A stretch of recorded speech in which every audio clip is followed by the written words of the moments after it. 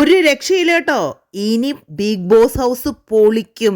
ട്വിസ്റ്റോട് ട്വിസ്റ്റാണ്. പുതിയ power team വന്നു. ദൈവമേ, നിയമ നടപടികൾ എന്നു പറഞ്ഞു കഴിഞ്ഞാൽ പിടിക്കലിന്റെ എക്സ്ട്രീം ലെവലില്ലേ. അപ്പോൾ നമുക്ക് കുറച്ച് പുതിയ പരിഷ്കാരങ്ങളൊന്ന് കേട്ട് നോക്കാം. ഇനിയും ബിഗ് ബോസ് ഹൗസിൽ നിങ്ങൾ ഒരാളും വിചാരിക്കേണ്ട ഡേ ഡാ പോടാ ഈ വക പരിപാടികളൊന്നും ഉണ്ടാവില്ല. ഇനി നമ്മളെല്ലാവരും വിളിക്കാൻ പോകുന്നത് സാറേ, പിന്നെ മാഡം, ആ പരിപാടികളൊക്കെ അവർ ആവിഷ്കരിച്ചിട്ടുണ്ട്. അപ്പോൾ നമ്മൾ പറഞ്ഞു ഇനി തെറികളൊന്നും ഉണ്ടാവില്ല എന്ന്. അപ്പോൾ വല്ല തല്ലൊക്കെ നടക്കുമ്പോൾ നിങ്ങൾ പ്രതീക്ഷിച്ചിരുന്നോ ജിൻഡോ സാറേ എന്ന് വിളിച്ചിട്ട് തൂടി പൊക്കി കാണിക്കാനാണ് മിക്കവാറും ചാൻസ്. അതായത് തെറി നിർത്തിയ സ്ഥിതിക്ക് എങ്ങനെയെങ്കിലും ഇവരുടെ പരിഷ്കാരങ്ങളൊക്കെ ഒന്ന് ഇവരെ കാണിക്കണ്ടേ. ഇത് കേട്ടപ്പോൾ എന്തുമാത്രം ഇവിടെ ചിരിച്ചു എന്ന് എനിക്ക് മാത്രമേ അറിയുള്ളൂ.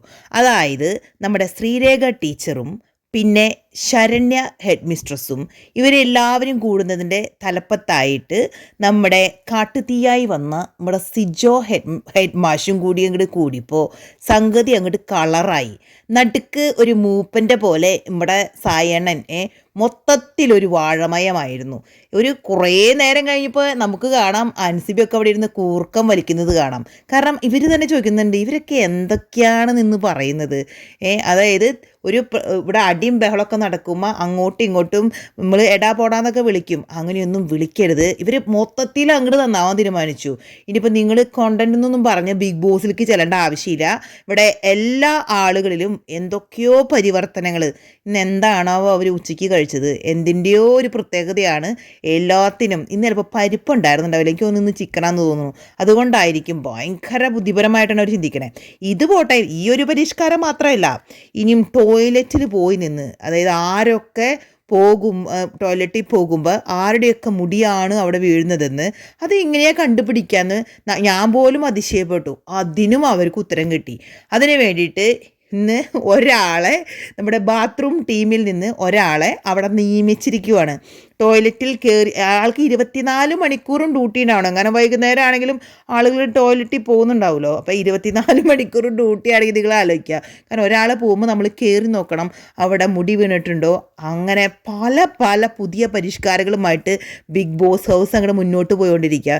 എൻ്റെ ദൈവമേ, ഓൾറെഡി നമുക്കറിയാം ബിഗ് ബോസ് സീസൺ 6 സെറ്റ് നിറച്ചും വാഴ വെച്ച് പിടിപ്പിച്ചേക്കുക.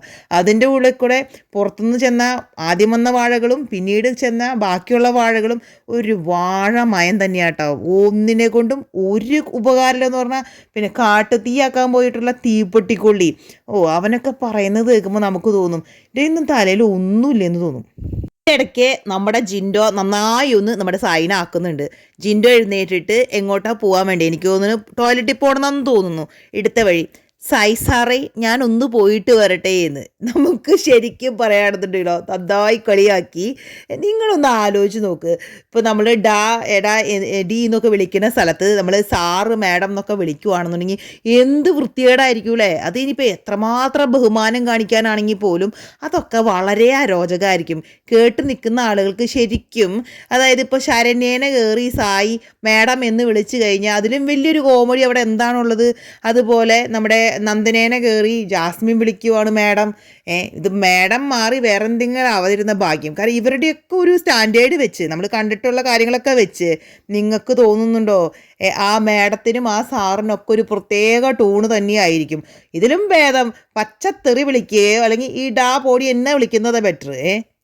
പറഞ്ഞാൽ ഇവരുടെ ഈ വക പരിഷ്കാരങ്ങൾ കണ്ടപ്പോൾ എനിക്ക് തോന്നി യൂഷ്വലി നമ്മൾ ഇതുപോലെയുള്ള ആളുകളെയൊക്കെ കാണുന്നത് ഈ സെമിനാറിലൊക്കെ ഈ അച്ചമ്പട്ടത്തിന് പഠിക്കാൻ പോയ കുഞ്ഞച്ചന്മാരില്ലേ, അവർക്കൊക്കെ ഇതുപോലെ ഇൻസ്ട്രക്ഷൻസ് ഒക്കെ കൊടുത്ത് ഇങ്ങനെയായിരിക്കണം അങ്ങനെയായിരിക്കണം.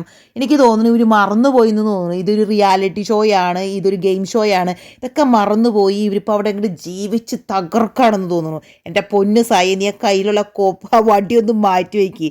നിന്നെ കാണുമ്പോൾ ഇപ്പം എനിക്ക് ശരിക്കും പറയാമെന്നുണ്ടെങ്കിൽ വാഴയ്ക്ക് ഊന്ന് കൊടുക്കുക എന്ന് പറയും. അതായത് ഈ വാഴയൊക്കെ ഒടിയാതിരിക്കാൻ വേണ്ടി നമ്മൾ സപ്പോർട്ടിന് വേണ്ടി കൊടുക്കുന്ന ഒരു സപ്പോർട്ടിങ് സ്റ്റിക്കിനെയാണ് നമ്മൾ ഊന്നെന്ന് പറയാം.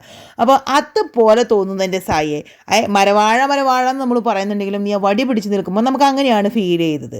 ഇപ്പോൾ സത്യം പറയുകയാണെന്നുണ്ടെങ്കിൽ ബിഗ് ബോസ് ഹൗസിലെ ആർക്കും തന്നെ ഈ പുതിയ പരിഷ്കാരങ്ങളൊന്നും ഇഷ്ടപ്പെട്ടിട്ടില്ല. കാരണം നമുക്കറിയാം ഇതൊക്കെ ഒരുമാതിരി അവിഞ്ഞ പരിഷ്കാരങ്ങൾ, അല്ലെങ്കിൽ ഇതൊക്കെ ഒരുമാതിരി ലോ ക്ലാസ് പരിഷ്കാരങ്ങൾ. ഒരാവശ്യത്തെ ആളെ കയറി സാറെന്ന് വിളിക്കുക, പിന്നെ ആൾ മറ്റാൾ കയറി മാഡം എന്ന് വിളിക്കുക. അതായത് സിജോയൊക്കെയാണെന്ന് തോന്നുന്നു ഇതിൻ്റെ പിന്നിലുള്ള പരിഷ്കർത്താക്കൾ. എന്തോ ഇതാണ് ഇവൻ ഇവിടെ തീപ്പന്താവും ആളിക്കത്തിക്കും എന്നൊക്കെ പറഞ്ഞത്. അപ്പോൾ അതിൽ ജിൻഡോ പറഞ്ഞാൽ ഒരു കാര്യമില്ല, ഇവനെ ശരിക്കും പറയുകയാണെന്നുണ്ടെങ്കിൽ കത്തിച്ച് താഴേക്കിട്ട തീപ്പൊട്ടിക്കൊള്ളി. നിങ്ങൾക്ക് കുറച്ച് പേർക്ക് സംശയമായില്ലേ ടോയ്ലറ്റിലെ കാര്യം എങ്ങനെയാണ് കണ്ടുപിടിക്കാന്ന്? ഒളിഞ്ഞു നോക്കണം, അല്ലാണ്ട് പിന്നെ നമുക്ക് എങ്ങനെ കണ്ടുപിടിക്കാൻ പറ്റും ആരുടെ മുടിയാ താഴെ വീണേന്ന്? അങ്ങനെ കുറേ പുതിയ പരിഷ്കാരങ്ങളുമായി ഈ ആഴ്ച ബിഗ് ബോസ് ഹൗസ് അടിപൊളി എന്ന് പറഞ്ഞു കഴിഞ്ഞാൽ നിങ്ങൾ നോക്കിക്കോ, ഇത് പൊളിച്ചടക്കി. എനിക്ക് അടുത്ത വീക്കെൻഡ് എപ്പിസോഡ് വരുമ്പോഴേക്കും ഇവിടെ ബിഗ് ബോസ് ഹൗസിൻ്റെ എന്തെങ്കിലും ബാക്കി ഉണ്ടാവുമെന്ന് തോന്നുന്നില്ല. എനിക്ക് പറഞ്ഞാൽ അല്പനർത്ഥം കിട്ടിയാൽ അർദ്ധരാത്രി കൊട പിടിക്കും, അങ്ങനെയാണ് എനിക്ക് ഫീൽ ചെയ്യുന്നത്. ശരണ്യയുടെയൊക്കെ ഒരു ഭാവം എല്ലാം കണ്ടറിയാം. അപ്പം നമ്മുടെ ചാനൽ സബ് ചെയ്യാത്ത ആളുകളാണെങ്കിൽ പെട്ടെന്ന് തന്നെ സബ് ചെയ്യുക. ഒരു കുഞ്ഞ് കമൻറ്റും ലൈക്കൊക്കെ ഇടണേ നമ്മുടെ വീഡിയോ നിങ്ങൾക്ക് ഇഷ്ടമാണെങ്കിൽ. അപ്പോൾ ടാറ്റാ ബൈ.